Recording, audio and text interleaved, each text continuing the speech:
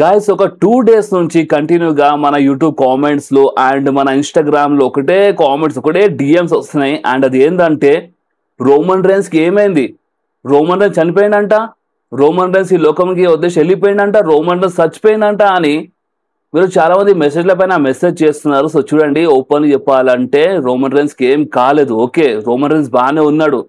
కానీ కొంతమంది సాలేగాలు ఉన్నారు, వాళ్ళ వ్యూస్ ల కోసం కొంతమంది ఫాల్తుగాలు అలాంటి వీడియోస్ చేస్తున్నారు రోమన్ రైన్స్ చచ్చిపోయిందని. సో అలాంటి వీడియోస్ కి మీరు నమ్మకుండ్రి. ఓకే, అదంతా ఫేక్ న్యూస్. రోమన్ రైన్స్ కి ఏం కాలేదు. నాకు 2 డేస్ నుంచి కంటిన్యూగా మెసేజ్ చేస్తున్నారు. నేను ఫస్ట్ లైట్ తీసుకున్నాను, అంటే ఎవరంతా నమ్మర్లే అని. బట్ ఎన్ని డిఎమ్స్ అంటే ఇన్ని కామెంట్స్. మీరు మన నిన్నటి వీడియో చూడండి కావాలంటే వెళ్ళి.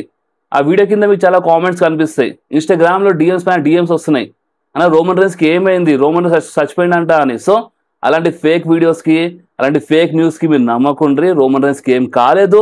రోమన్ రైన్స్ ఒకప్పుడు క్యాన్సర్కి ఓడిపించి క్యాన్సర్తో ఫైట్ చేసి వచ్చిన మనిషి, డబ్ల్యూడబ్ల్యూ 4 సంవత్సరాలు ఛాంపియన్ ఉన్న మనిషి, స్టిల్ ఈ డబ్ల్యూడబ్ల్యూకి ట్రైబల్ చీఫ్ రోమన్ రైన్స్ బాగానే ఉన్నాడు. ఓకే, అంతా ఫేక్ న్యూస్.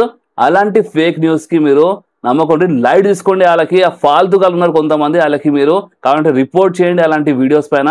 బట్ మీరు దీన్ని సీరియస్ తీసుకోకుంటారు. ఓకే, రోమన్ రైన్స్ బాగానే ఉన్నాడు.